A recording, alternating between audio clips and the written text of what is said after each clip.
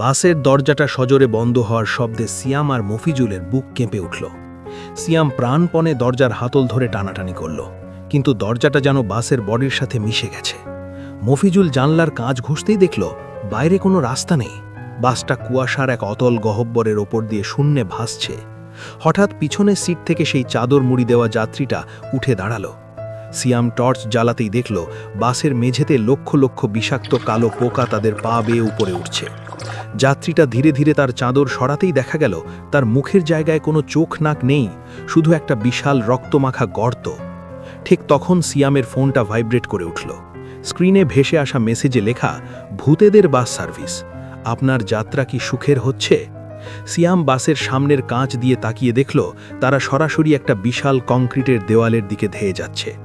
ধাক্কা খাওয়ার ঠিক 1 সেকেন্ড আগে পুরো বাসটা রক্তলাল আলোয় ডুবে গেল। এরপর তাদের সাথে ঠিক কি ঘটল জানতে হলে এক্ষুনি সাবস্ক্রাইব করে কমেন্ট করুন পার্ট 3।